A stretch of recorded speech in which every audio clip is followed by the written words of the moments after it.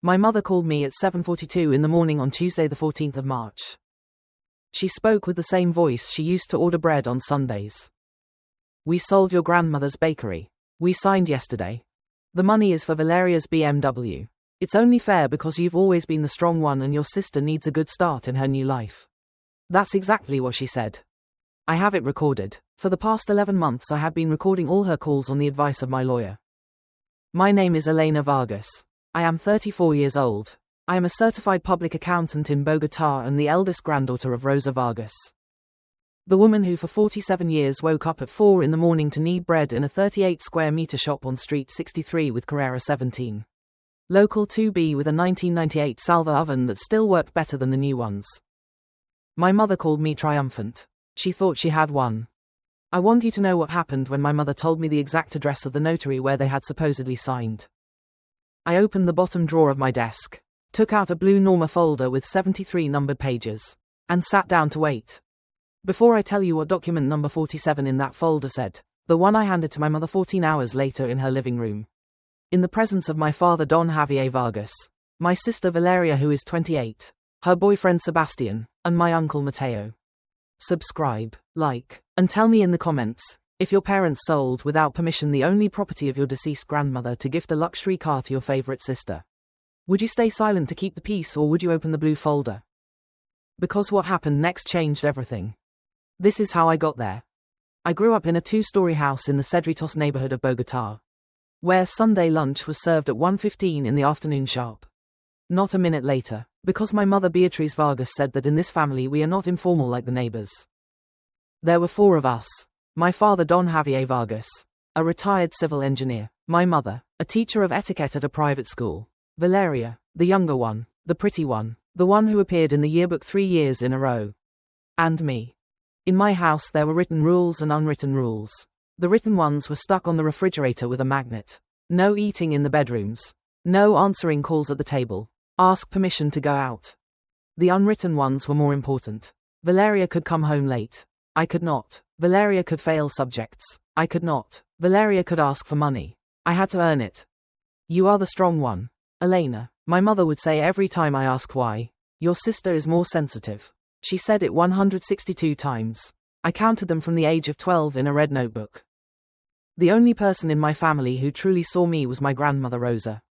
Every Saturday from the age of 8 until 19 I took the C14 bus to the bakery and stayed from 6 in the morning until 2 in the afternoon helping her weigh flour, charge customers, and clean the counter with a green cloth that smelled of vinegar. She paid me 15,000 pesos each Saturday. It was never about the money. In that bakery I did not have to be the strong one. I could cry between the sacks of flour and my grandmother would hand me a white handkerchief with her initials embroidered. RV and tell me, my daughter, people who matter are not measured by what they say about you at the dinner table. They are measured by what you do when no one is watching. My grandmother died on the 3rd of November 2022 at the age of 81 from a heart attack at 5:17 in the morning while kneading bread. 2 weeks after the funeral, while my family discussed what to do with the old lady's shop, as my father called it, I received a call from Dr. Alexander Ramirez, Notary 42 of Bogotá.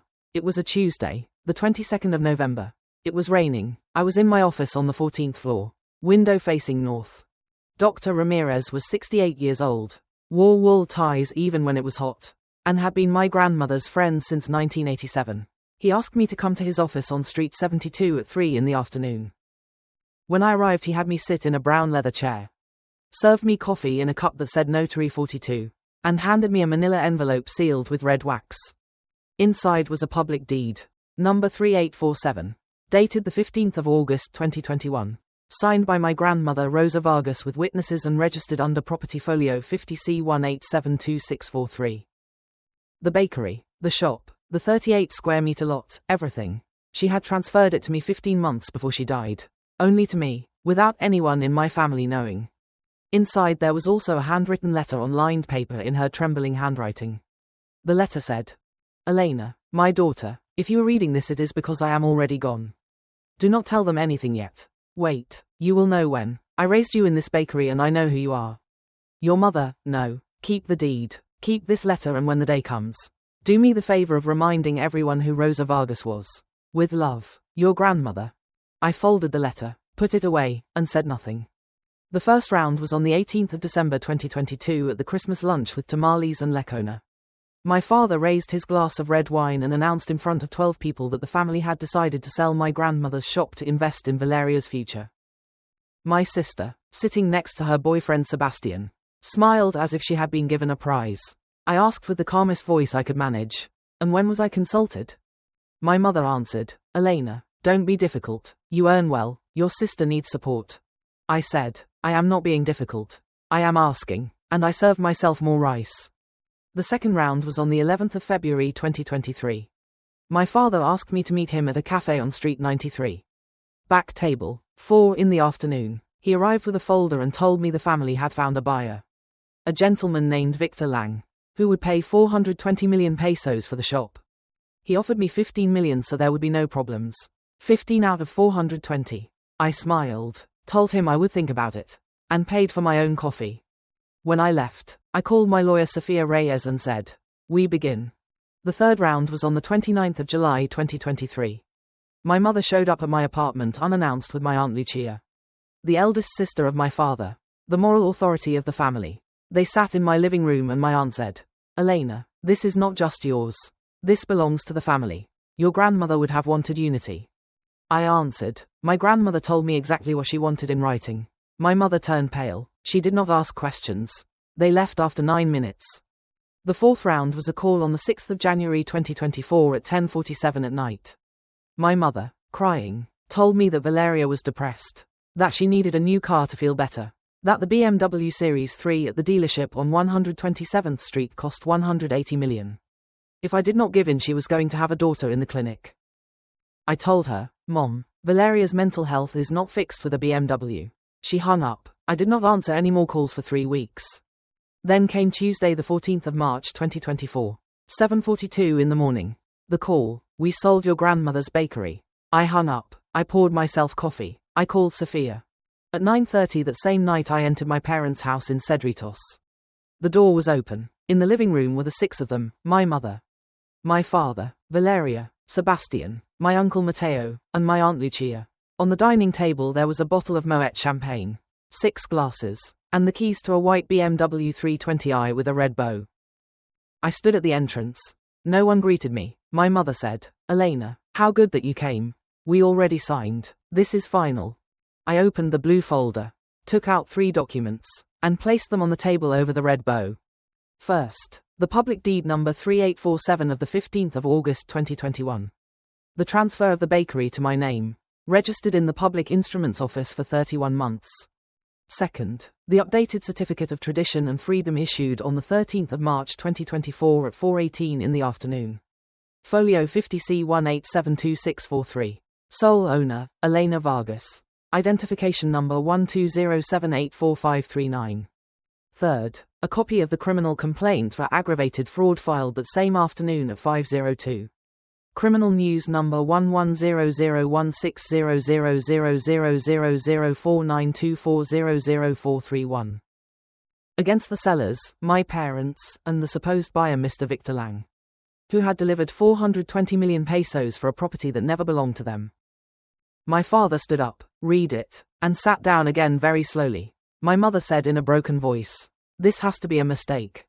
I answered, "No, Mom, this is what grandmother wanted." Valeria started to cry. Sebastian asked quietly, "Then the car?" I said, "The car is not mine. The 420 million are not mine either. You resolve this with Mr. Lang, with the prosecutor's office, and with grandmother." I picked up my folder and left. That same night at 11:14 my cousin Andres, son of my uncle Mateo, posted in the family WhatsApp group of 47 members a photo of the deed and a single sentence. "You forgot that grandmother Rosa also knew how to sign." By Wednesday the 15th at 8 in the morning the photo was in 3 neighborhood groups in Cedritos. By Thursday in my mother's school alumni group. On Friday a second cousin uploaded it to TikTok without my permission. Without my face. Only the deed and the letter. 48,000 views in 6 hours. On Sunday 1.3 million. On Monday 4.7 million. My mother lost her position as etiquette teacher on the 22nd of March. The school issued a statement. My father stopped going to the club. My Aunt Lucia sent me an 11-line message saying I was destroying the family. I did not reply. I posted a single statement on the 25th of March on my Instagram with 2,100 followers. My grandmother Rosa Vargas worked 47 years in a 38 square meter shop. That shop was hers. She decided who to give it to. I only honored her decision. I will not give more interviews. I do not keep resentment. I keep memory. 1,847 comments. 89% support. 11% saying family comes first. Among the comments, one from a lady named Marlene Pardo who wrote, I bought bread from Dona Rosa for 31 years. She once gave me credit when my husband died. You look like her. I cried for 2 hours reading the comment. 3 weeks later, while cleaning my grandmother's apartment that I could finally open, I found in her nightstand drawer a red notebook exactly like mine. It was dated from 1998. On page 214, dated the 7th of September 2003, my grandmother had written in her trembling handwriting, today Elena turned 13. She cried in the bakery because her mother told her in front of people that she was the ugly one. I promised God here while needing that this girl would one day have something no one could take from her. Even if I am not here. Even if I have to sign in secret. I sat on the floor of the apartment and could not get up for 1 hour. I framed that page and hung it on the wall of the bakery above the 1998 Salva oven that still works because I did not sell the shop. I reopened it on the 3rd of November 2024, exactly 2 years after my grandmother's death. It is called Bakery Rosa Vargas. Since 1977. 5 women heads of household from the neighborhood work there. The bread costs the same as when she was alive. 10% of sales goes to the Rosa Vargas Foundation that gives scholarships in accounting to granddaughters of bakers. My sister Valeria called me on the 14th of December. I did not answer the first time. Yes, the second. She asked for forgiveness. I told her the door was open but I would not pretend. She came to the bakery in February. She sat down, drank coffee. She did not talk about the car. It is fine like that. My parents have not come. The door is also open for them. I will not close it. But I will not go knock either. Last Sunday my niece Amelia, 6 years old, daughter of my cousin Andres, asked me in the bakery while eating a pan de bono, Aunt Elena, why did grandmother Rosa leave the shop only to you? I crouched down, wiped her mouth with a napkin and told her, because she knew I would take care of what she built, not because I was the favorite, but because I was there on Saturdays. Amelia nodded very seriously, as if she had just understood something big, and said, then I am going to come on Saturdays too. I told her yes. My grandmother was right. People who matter are not measured by what they say about you at the dinner table. They are measured by what you do when no one is watching. I was there on Saturdays and in the end that was the only thing that mattered. Thank you for listening to today's story.